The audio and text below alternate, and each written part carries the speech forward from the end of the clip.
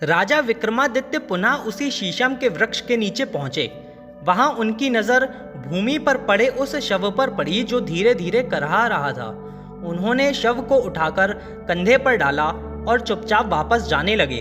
तब बेताल बोला, राजन, तुम अत्यंत क्लेश में पड़ गए, अतः तुम्हारे मनोरंजन के लिए तुम्हें एक कथा सुनाता हूँ। ब्रह्मस्थल नामक स्थान पर एक ब्राह्मण की अत्यंत सुंदर कन्या उत्पन्न हुई।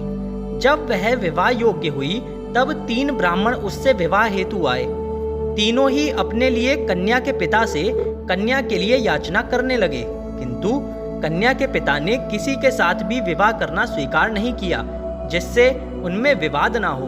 वे तीनों ही कन्या की अभिलाषा में दिन रात उसी के घर के समीप ही रहने लगे। कुछ ही समय के उपरांत तीव्र ज्वर के कारण कन्या की मृत्यु हो गई और तीनों ब्राह्मण अत्यंत शोक से भर गए। उनमें से एक ने उसकी चिता के समीप ही मड़ैया बना ली और वहीं रहने लगा।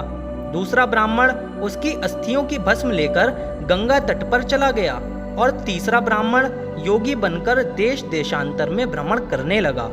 एक दिन वह व्रतलोक नामक गांव में जा पहुंचा और अतिथि के रूप में ब्राह्मण के घर रहना स्वीकार किया। वह जब वहां भोजन करने पहुंचा तो एक बालक बहुत शोर के साथ रोने लगा। समझाने पर भी जब वह बालक चुप नहीं हुआ तब उसकी माता ने उसे उठाकर उसे अग्नि में डाल दिया और बालक राख हो गया। तब ब्राह्मण क्रोध से उठ गया और बोला, धिक्कार है आप लोगों पर, आप ब्राह्मण नहीं ब्रह्म राक्षस हैं। अब मैं आपके घर का एक अन्न भी ग्रहण नहीं करूंगा। तब गृह स्वामी बोला, आप क्रोधित ना हो, मैं बालक को पुनः जीवित कर दूंगा। मेरे पास एक ऐसा मंत्र है जिससे मृत व्यक्ति जीवित हो जाता है। ऐसा कहकर वह पुस्तक उठा लाया जिसमें वह मंत्र लिखा हुआ था। उसने मंत्र पढ़कर अभिमंत्रित धूल आग में डाल दी और बालक पुनः जीवित हो गया। ऐसा जानकर सबके सो जाने के उपरांत वह ब्राह्मण उस पुस्तक को चोरी करके ले गया और दिन रात चलकर उस स्थान पर पहुंचा जहां उसकी प्रिया का दाह हुआ था। वहां पहुंचकर दूसरे ब्राह्मण को उसने देखा जो मंद्रावती की अस्थियां गंगा में डालने गया था। योगी ने पहले ब्राह्मण से अपनी कुटिया हटाने को कहा जिससे वह मंद्रावती को पुनः जीवित कर सके। इस प्रकार उसने मंत्र पढ़कर अभिमंत्रित धूल चिता भस्म में डाल दी और मंद्रावती जीवित होकर उनके समक्ष आ गई। मंद्रावती को जीवित देखकर तीनों ब्राह्मण मंद्रावती को पाने के लिए आपस में लड़ने लगे। पहला बोला, मैंने इसे मंत्र तंत्र से जीवित किया है, अतः यह मेरी भार्या है। दूसरा बोला, तीर्थों के प्रभाव से वह जीवित हुई है, अतः उस पर उसका अधिकार हुआ।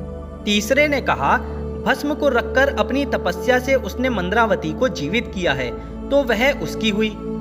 इतनी कहानी सुनाकर बेताल ने विक्रमादित्य से कहा, राजन, इस विवाद का निर्णय तुम ही ठीक ठीक बताओ कि वह किसकी स्त्री होनी चाहिए। यदि जानते हुए भी ना बता पाए तो तुम्हारे सिर के 100 टुकड़े हो जाएंगे।